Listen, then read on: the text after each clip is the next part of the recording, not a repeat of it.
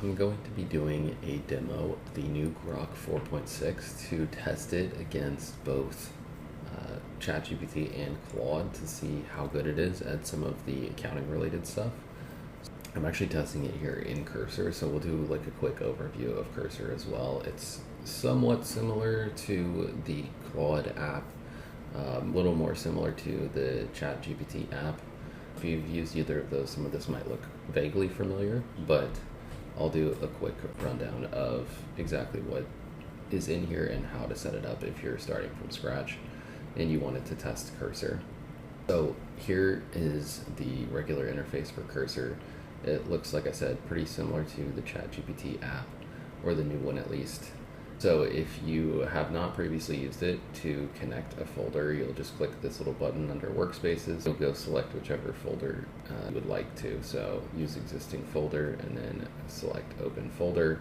So I've linked it here to this demo data for this fictitious client. So this is the folder that I will be working out of, and it is the folder that sits on my computer, and there's a bunch of files sitting in here right now. So this is the folder that it's linked to, and it'll be able to see these files. And in fact, I actually asked it a few minutes ago, can it see those files? And it can.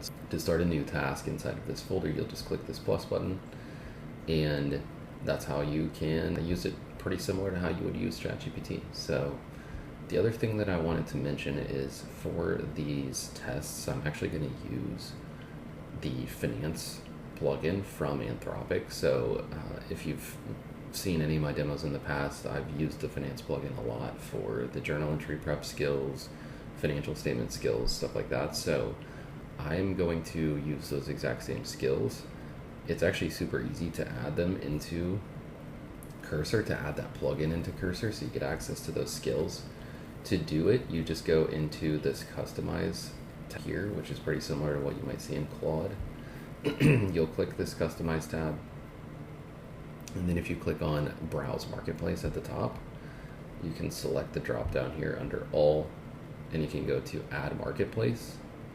If you import from GitHub, so because Anthropic is very nice to us, they've put these on GitHub for anyone to go grab. So you'll just put this link here into this little repository space here. So it'll add this to your account. So you'll be able to see Anthropic knowledge work plugins. And if you want to go in here, search for them, you could search for it up here for finance, but once you find that, you just click add.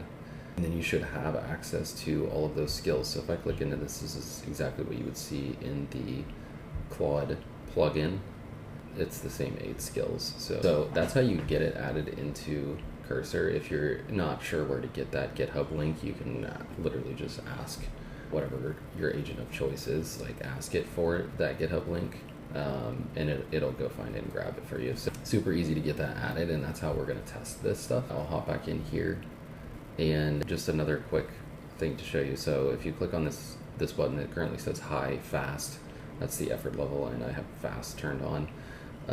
You can select the models here. So I'm going to test Grok 4.6 since it just came out, and it is supposedly almost as good as GPT 5.6 Sol and Fable 5. We'll see if the performance actually stacks up, but it is significantly cheaper than both of those. It's actually almost half the cost of Sonnet. Sonnet is obviously a couple rungs down from Fable, so if this is actually even remotely close to as good as Fable and GPT 5.6 Sol, then this would be pretty impressive for the Cursor team who built Grok. And again, just some background, Grok is the model that came out of SpaceX AI, formerly XAI, Elon Musk's companies, but they went through the acquisition of Cursor recently, and so Cursor has been behind building the newer Grok models. So that's kind of why seemingly why there's been a leap in the capability of the Grok models. So I want to set up an AGENTS.md file. So I'll do this quickly, and it's super easy to do, but if you're not familiar, the AGENTS.md file is the same thing that ChatGPT uses. It is the equivalent to the Claude.md file. If you know of those, it's the AGENTS.md and Cursor is the same thing. If you're not familiar, it's really just like a set of instructions that you throw in whatever folder you're working in to kind of guide the agent in like following the instructions for that specific workspace. So I already have some instructions that I typed out, and I will paste them in and then we'll talk through them very briefly. But I'm just going to go in here into the new agent in my workspace, in my project, the folder that I've linked, and I'm going to say, help me set up an AGENTS.md file for this folder. Here's what I want to say, and then I'm going to paste this in. So I'm just saying this project handles all the work for Honeybee Hills. Before starting, basically I'm just telling it to do a few steps. So check for memories, check if there's a client.md, so this might be something I would put in here to provide like context on the client, who the client is, their service lines, whatever they do as a business, that type of stuff. If there's a context.md, read it. And then lastly, pull additional context from the connected systems. So then I list out the connectors here. So I'm telling it can use Gmail, it can use Google Drive, and I give the link to the Google Drive for this specific client. Calendar, Notion, and Slack, and I say the Slack channel. This would ideally be like a client-specific channel, but this is just a fake one that I'm using for this demo. So I'll send this, and it should just create that agents.md file inside of our folder for us. Do we really need this for this demo specifically? No, but I think it's best practice to have something like an agents.md file set up if you're going to, like, for example, if it's for a client folder and you're going to be using Cursor or ChatGPT or whatever it is a lot inside of that client folder, I think it's just best practice to have it. So we'll give it a second here to create this file. Okay, so it just finished creating that file. If I click here, it should just pop it open. So you can see this is exactly what it put. So pretty much exactly what I told it to put.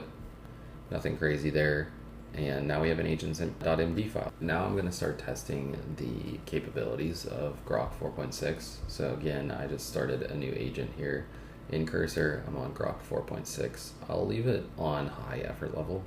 I think that's probably fine for our testing. So I'm going to do / journal entry prep. Looks like there's actually two of these skills for some reason. But I will tag the journal entry prep skill, and then I'm going to say review all the statements in the folder and prepare the chart of accounts, GL, and trial balance for the year. So I'm giving it like fairly limited information. It should use the skill for a lot of what it's going to be doing here, but hopefully its output will be a nice looking Excel file.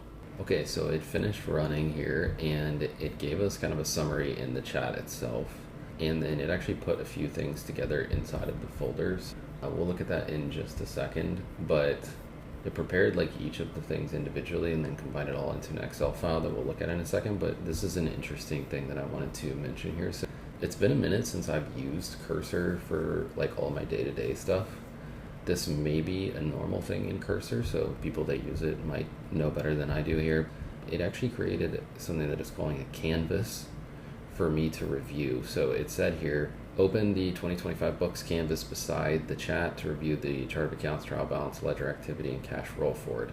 A canvas is a live view next to the conversation. I used one here because the TBGL and monthly proof are easier to scan that way than in a chat table. So if I pop this open, this is like pretty similar to an artifact, at least it looks like, or a ChatGPT site.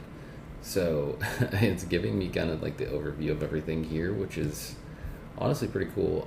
I enjoyed this. Some people might not, and also I didn't ask it for that specifically, and I suspect that it consumed at least like a chunk of usage to create this. So maybe that could potentially be a downside if that would annoy you and you wouldn't care to see this, but I do think that is kind of cool.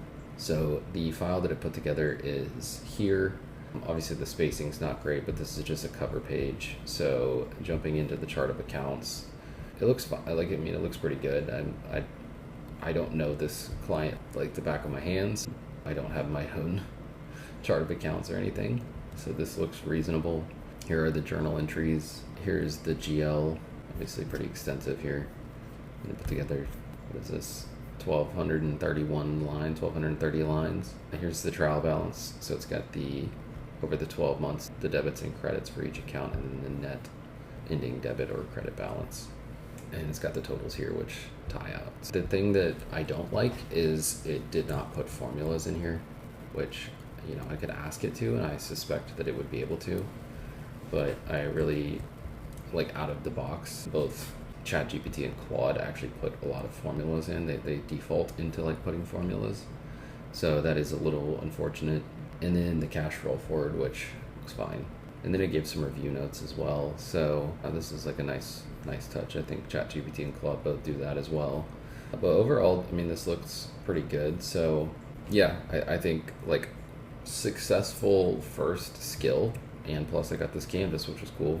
Also, just to give some context on the amount of usage, it did all of that and used 1% of my usage, which admittedly is the 5x plan, so it's a little bit more, but this is hopefully a good indication of how cheap the Grok 4.6 model is. You could do a lot of stuff for very, very little usage.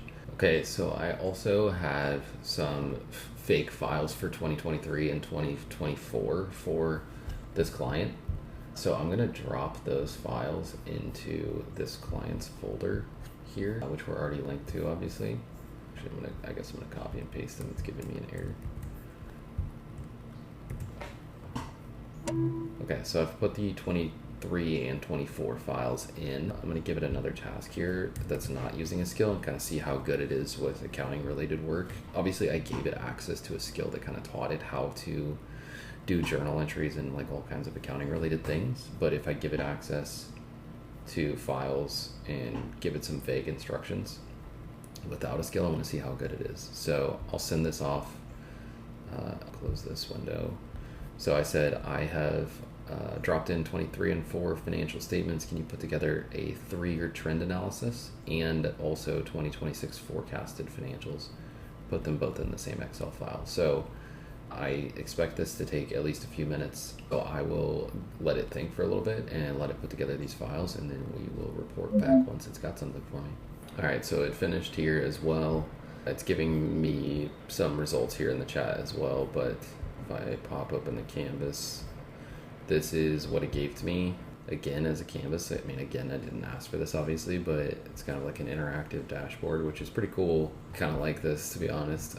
I know it's kind of busy, but it's just pretty cool that it gives that to you. So for the actual file itself, there's a lot going on in here, so I won't walk through everything, but you can see it put together the 3-year trend, gave me a 3-year P&L. I should note, for all of these tabs, again, the formulas are not in here, which is just kind of unfortunate. Some of the formatting is not the greatest. Did give me a little, some charts. Still, they don't look fantastic, but still decent. And then the formatting as a whole looks pretty decent. 3-year cash flow, trend analysis. So it actually in here noted a few things that I put together the 23 and 24 financials actually using ChatGPT. I think it's saying it calculated net income differently for 2025 than what appears to be in the 23 and 24 financials. It's actually saying you can't extrapolate the growth rate until we've been consistent in the treatment of some of these items. So, I'm not in the weeds here, so I can't speak to whether it was accurate or not, but that is at least good that it's noting that. That's a good sign comparing it to GPT 5.6 Sol and Fable 5. Forecasted P&L, again, there's assumptions in here and there's no formulas, so it wouldn't, if I changed something, it wouldn't flow through, which is not ideal, but it does show the driver and everything here, just show the assumptions. So yeah, this overall it looks pretty good. Here's the 2026 numbers. Obviously put everything together, which was cool. Did some checks, everything passed. It's got a lot of assumptions in here as well. Like I said, we won't go through everything in here, but this, the file it put together is at least pretty good. It's probably not quite as good as ChatGPT or Claude right now, but it's pretty close. And again, to jump back into the usage here, it's still at 1%. It's used nothing, which is just kind of crazy. That's a really good sign, obviously. And it's putting together these canvases as part of this.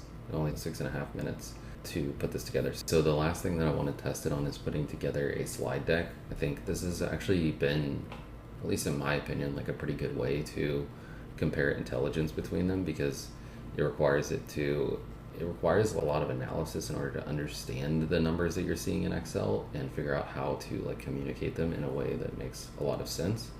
And also some of the design and visual components in a slide deck are kind of complicated for some of these models. Like ChatGPT was really bad at that for a long time, and it's still not great at it.